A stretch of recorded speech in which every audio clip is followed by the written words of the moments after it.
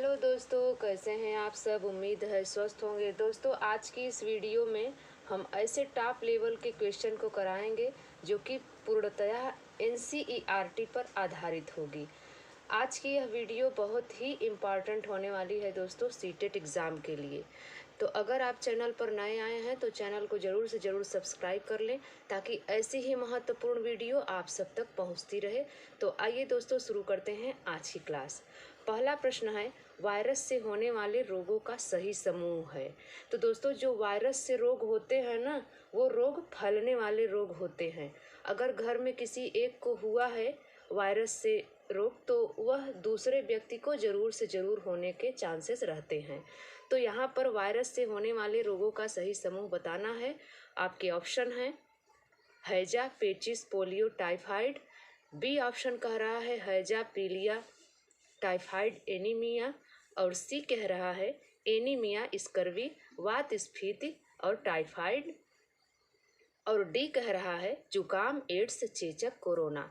तो दोस्तों, अगर वायरस से होने वाले रोगों को हम देखें तो यहाँ पर आपका डी ऑप्शन बिल्कुल सही हो जाएगा।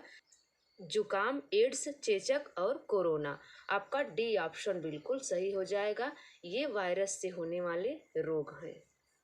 दूसरा प्रश्न है, मधुर गान करने वाले पक्षियों का एक समूह बताइए। दोस्तों, मधुर गान करने वाले पक्षियों का एक समूह बताना है। आपके ऑप्शन है कौवा, कोयल, बतख, तोता, कोयल, चील, कोयल, श्यामा, पपीहा या फिर कोयल, तोता, गिद्ध। तो दोस्तों, यहाँ पर अगर आप सी ऑप्शन देखेंगे तो यहाँ पर कोयल, श्यामा, पपीहा, यही सी ऑप्शन आपका बिल्कुल सही हो जाएगा। अगर आप ए ऑप्शन को देखेंगे तो यहाँ पर बतख है, यहाँ ये भी सही नहीं होगा, चील भी नहीं सही होगा और डी ऑप्शन में गिद्ध भी नहीं सही होगा। तो इसलिए आपका सी ऑप्शन बिल्कुल सही हो जाएगा। तीसरा प्रश्न है, एक शिक्षिका तनावग्रस्त बच्चे की पहचान कर सकती है जब बच्चा निम्नलिखित व्यवहार प्रदर्शित करता है। दोस्तों, एक शिक्षिका है जो कि क्लासरूम में अपने पढ़ा रही है, तो वह तनावग्रस्त बच्चे की पहचान कैसे कर सकती है। वह बच्चे के किस व्यवहार को देख करके यह पहचान सकती है कि बच्चा तनावग्रस्त है, आपको यही बताना है।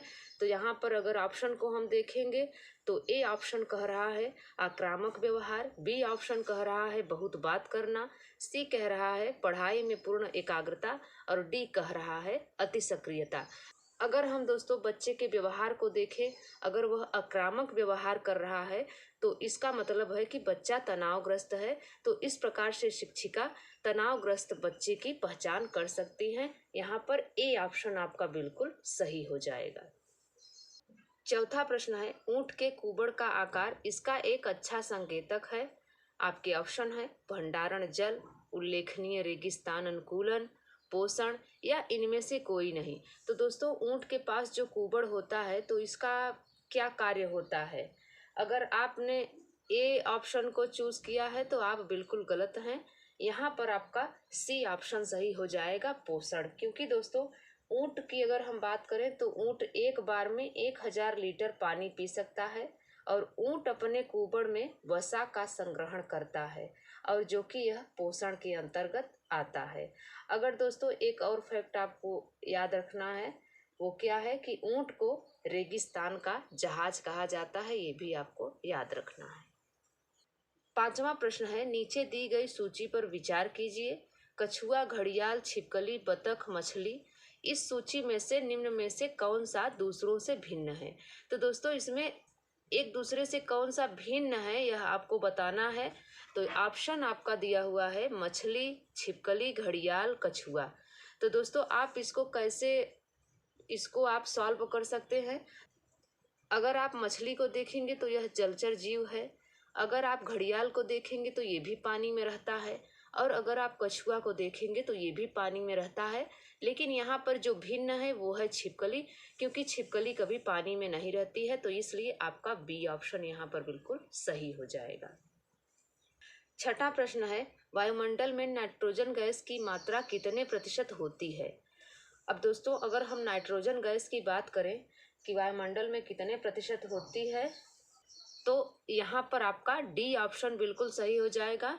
78.09% होती है। यहाँ पर डी ऑप्शन आपका बिल्कुल सही हो जाएगा। अगर वहीं पर हम ऑक्सीजन की बात करें तो ऑक्सीजन 21% पाया जाता है। दोस्तों, वायुमंडल में नाइट्रोजन गैस सबसे ज़्यादा पाई जाती है, ये आपको ध्यान में रखना है। और वहीं पर दोस्तों अगर हम CO2 की बात करें तो यह पाई जाती है 0.03%। और वहीं पर ऑक्सीजन की बात करें तो ऑक्सीजन पाई जाती है 21%। और वहीं पर अगर हम आर्गन की बात करें तो आर्गन पाया जाता है 0.93%। तो ये सभी फैक्ट आपको याद रखना है। 7वां प्रश्न है, बच्चों के सीखने के तरीकों पर सबसे पहले अध्ययन करने वाले व्यक्ति थे। तो बच्चों को सीखने के तरीके पर सबसे पहले अध्ययन करने वाले कौन से व्यक्ति थे वह आपको बताना है।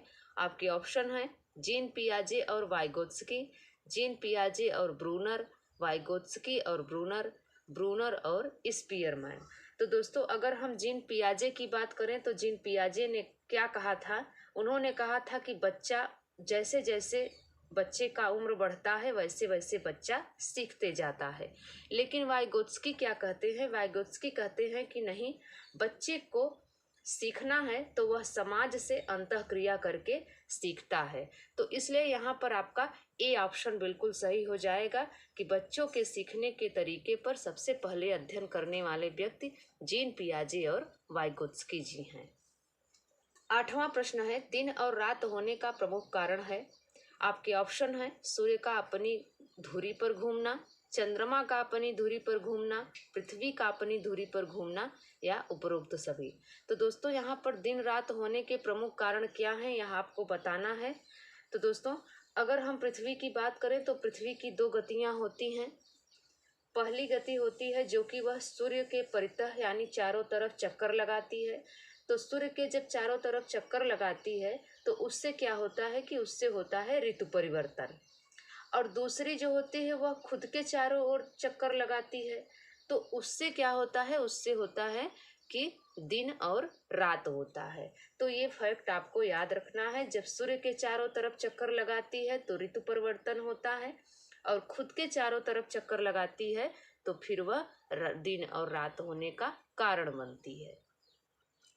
9वां प्रश्न है, सोहन की माँ ... के लिए रोजाना तालाब से लाए गए पानी में फिटकिरी डालती है।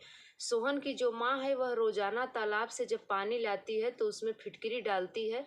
तो क्या कारण है कि वह फिटकिरी डालती है दोस्तों, यही आपको बताना है। आपके ऑप्शन है पानी को रंग रहित करने के लिए, हल्के निलंबित अपद्रव्यों को अवसादित करने के लिए, कठोर जल को मृदु जल में परिवर्तित करने के लिए, या फिर पानी में मौजूद रोगाणुओं को खत्म करने के लिए। तो दोस्तों अगर सोहन की माँ रोज तालाब से पानी लेकर आती है और उसमें फिटकिरी डालती है तो उसका कारण ये है कि हल्के निलंबित अपद्रव्यों को अवसादित करने के लिए। यही बी ऑप्शन आपका बिल्कुल सही हो जाएगा, क्योंकि दोस्तों फिटकिरी जो होती है वह गंदगी को नीचे कर देती है, बर्तन के तली में जमा कर देती है। तो इसलिए सोहन की माँ जब तालाब से पानी लाती है तो तालाब के पानी में मिट्टियाँ होती हैं, कंकड़ होते हैं छोटे मोटे, तो जब फिटकिरी डालती है तो वह बर्तन के तली में जमा हो जाती है। तो यहाँ पर बी ऑप्शन आपका बिल्कुल सही हो जाएगा। 10वां प्रश्न है, ईवीएस का संक्षेपण ... अर्थ में प्रयुक्त होता है। तो ईवीएस का संक्षेपण किस अर्थ में प्रयुक्त होता है, तो यहाँ पर अगर हम ऑप्शन को देखें तो ए ऑप्शन कह रहा है इन्वायरमेंटल स्किल, बी ऑप्शन कह रहा है इन्वायरमेंटल साइंस, सी ऑप्शन कह रहा है इन्वायरमेंटल सोर्सेज, और डी ऑप्शन कह रहा है इन्वायरमेंटल स्टडीज।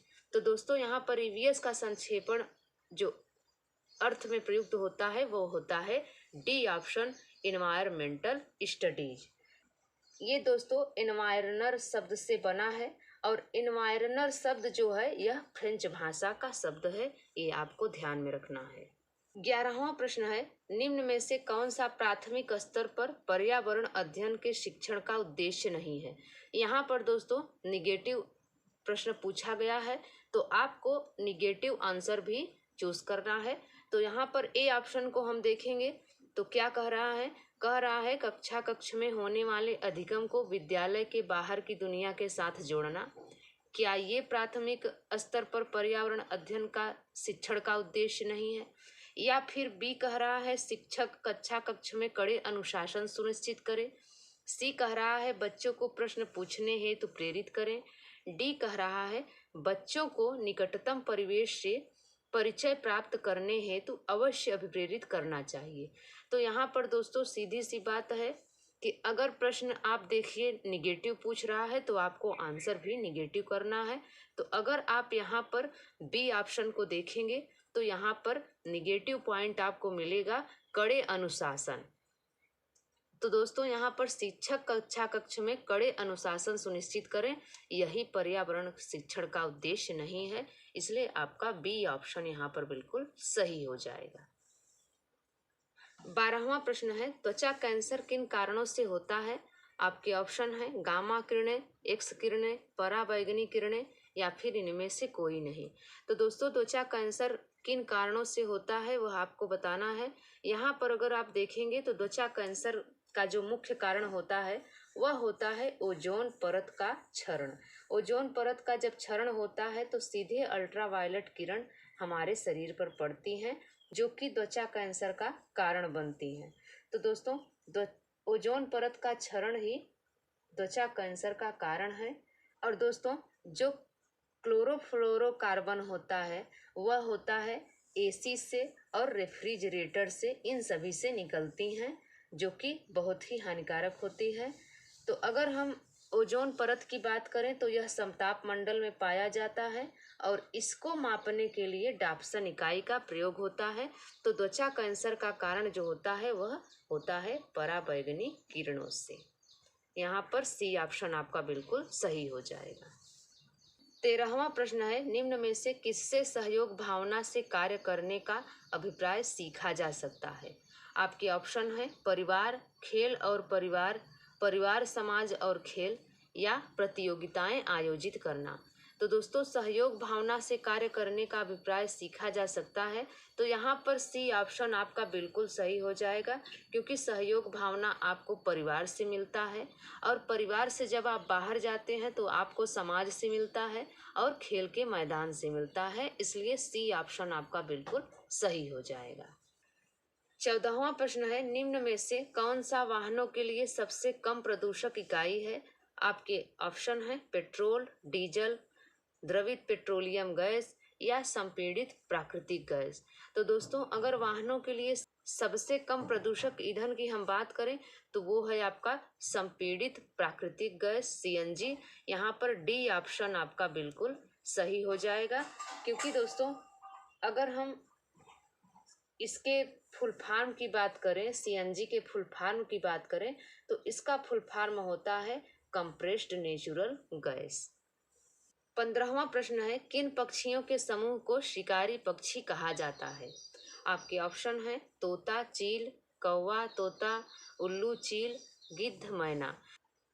अगर दोस्तों हम शिकारी पक्षी की बात करें तो यहाँ पर सी ऑप्शन आपका बिल्कुल सही हो जाएगा, उल्लू और चील। उल्लू को शिकारी पक्षी कहा जाता है। उल्लू रात्रिचर प्राणी होता है और यह रात में काली सफेद रंगों में हर चीज को देख सकता है। 16वां प्रश्न है भारत का कौन सा जिला इत्र के लिए मशहूर है। आपके ऑप्शन है पटना, कन्नौज, जयपुर, भोपाल।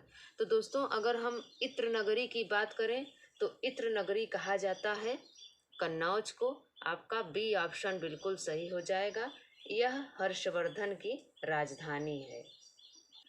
17वां प्रश्न है पर्यावरण की एक ऐसी प्रजाति जिसका दिमाग उसके शरीर से बड़ा है। दोस्तों एक ऐसी प्रजाति को आपको बताना है जिसका दिमाग उसके सिर से बड़ा होता है। यहाँ पर ऑप्शन दिया गया है प्लेटिव्स, चींटी, गिरगिट, कंगारू। तो अगर हम ऑप्शन के हिसाब से देखें तो यहाँ पर बी ऑप्शन बिल्कुल सही हो जाएगा, चींटी। क्योंकि दोस्तों आप जब चींटियों को ध्यान से देखेंगे ना तो उनका जो सिर होता है वह शरीर से बड़ा होता है। और प्लेटिव्स ऐसा प्राणी है जो कि दूध भी पिलाता है और अंडे भी देता है। 18वां प्रश्न है किसके समूह को आमतौर पर सांसद कहा जाता है। आपके ऑप्शन है उल्लू, कौवे, मैना, तोता। तो दोस्तों आमतौर पर सांसद किसे कहा जाता है, वह कहा जाता है उल्लू को। आपका ए ऑप्शन बिल्कुल सही है क्योंकि दोस्तों उल्लू के सभा को ही सांसद कहा जाता है। 19वां प्रश्न है, निम्न में से भोजन बनाने का कौन सा तरीका अच्छा है? आपके ऑप्शन है सब्जियों को अच्छी तरह से धोना फिर काटना, सब्जियों को काटना तब उन्हें चलते पानी में धोना, सी ऑप्शन कह रहा है सब्जियों को काटने तथा पकाने से पहले धूप में रखना, डी ऑप्शन कह रहा है बैक्टीरिया नष्ट करने हेतु सब्जियों को गहरे तलते हुए पकाना। तो दोस्तों भोजन पकाने का सबसे अच्छा तरीका, भोजन बनाने का सबसे अच्छा तरीका क्या है? तो आपका ए ऑप्शन यहाँ पर बिल्कुल सही हो जाएगा कि सब्जियों को अच्छी तरह से धोना फिर काटना, क्योंकि दोस्तों अगर हम सब्जियों को काट कर धोते हैं तो उसके सारे विटामिन नष्ट हो जाते हैं। 20वां प्रश्न है, सुनने और सूंघने की क्षमता अत्यधिक विकसित होती है। आपके ऑप्शन है ऊंट में, गधे में, बिल्लियों में, गाय में। तो दोस्तों अगर हम बात करें कि सुनने और सूंघने की क्षमता सबसे अधिक किसमें विकसित होती है, तो वो होती है बिल्लियों में। आपका सी ऑप्शन बिल्कुल सही हो जाएगा। बिल्लियां समझ जाती हैं, सूंघ कर जान जाती हैं कि दूध दही घर में कहाँ पर रखा हुआ है। 21वां प्रश्न है, भारोत्तोलकों को प्रायः ज्यादा मांसपेशियां और बॉडी मास बनाने की आवश्यकता होती है। इस उद्देश्य से उन्हें आहार लेने की जरूरत है जो ... से भरपूर हो।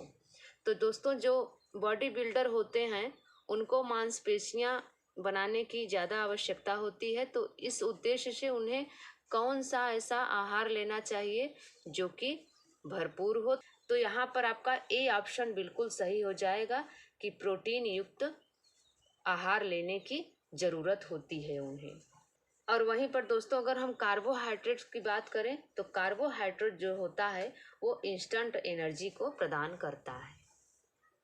22वां प्रश्न है, अफीम पौधे के किस भागों में पाया जाता है? आपके ऑप्शन है पत्ती, तना, पोस्ता या इनमें से कोई नहीं। तो दोस्तों अफीम जो होता है वह पोस्ता से पाया जाता है। आपका सी ऑप्शन यहाँ पर बिल्कुल सही हो जाएगा। 23वां प्रश्न है, पिट्टी पक्षी अभयारण्य कहाँ है? आपके ऑप्शन है तमिलनाडु, केरल, अंडमान निकोबार द्वीप समूह या फिर लक्षद्वीप। तो दोस्तों अगर पिट्टी पक्षी अभयारण्य की बात करें तो यह लक्षद्वीप में स्थित है। आपका डी ऑप्शन बिल्कुल सही हो जाएगा। 24वां प्रश्न है, रेशमी गुच्छे वाली पूंछ के लिए बिल्ली की कौन सी प्रजाति जानी जाती है? आपके ऑप्शन है बाघ, शेर, मकैक या इनमें से कोई नहीं। तो रेशमी गुच्छे वाली पूंछ के लिए बिल्ली की कौन सी प्रजाति जानी जाती है? यहाँ पर बी ऑप्शन आपका बिल्कुल सही हो जाएगा, शेर। शेर के जो पूंछ होते हैं दोस्तों वह गुच्छेदार पूंछ होती है, रेशमी गुच्छे वाली पूंछ होती है। 25वां और लास्ट प्रश्न है, कौन सा मिलान सही नहीं है? आपको बताना है। ए कह रहा है चंद्रताल आर्द्र भूमि हिमाचल प्रदेश में है, बी कह रहा है पंगोग जार जम्मू और कश्मीर में स्थित है, सी कह रहा है पिछोला झील राजस्थान में स्थित है और डी कह रहा है कोल्लेरू आर्द्र भूमि कर्नाटक में स्थित है। तो यहाँ पर दोस्तों अगर हम ऑप्शन की बात करें तो यहाँ पर डी ऑप्शन बिल्कुल सही हो जाएगा कि कोल्लेरू आर्द्र भूमि कर्नाटक में स्थित है। यह सही नहीं है, कोल्लेरू आर्द्र भूमि आंध्र प्रदेश में स्थित है, इसलिए डी ऑप्शन आपका बिल्कुल सही हो जाएगा। यहाँ पर कहा गया है कि कौन सा मिलान सही नहीं है, तो यहाँ पर आपका डी ऑप्शन ही सही है। कोल्लेरू आर्द्र भूमि कर्नाटक में स्थित न होकर यह आंध्र प्रदेश में स्थित है। तो दोस्तों यह वीडियो आपको कैसी लगी आप कमेंट्स में ज़रूर बताएं। अगर यह वीडियो आपको अच्छी लगी हो तो लाइक शेयर ज़रूर करें। तो मिलते हैं दोस्तों अगली वीडियो में, तब तक के लिए नमस्कार।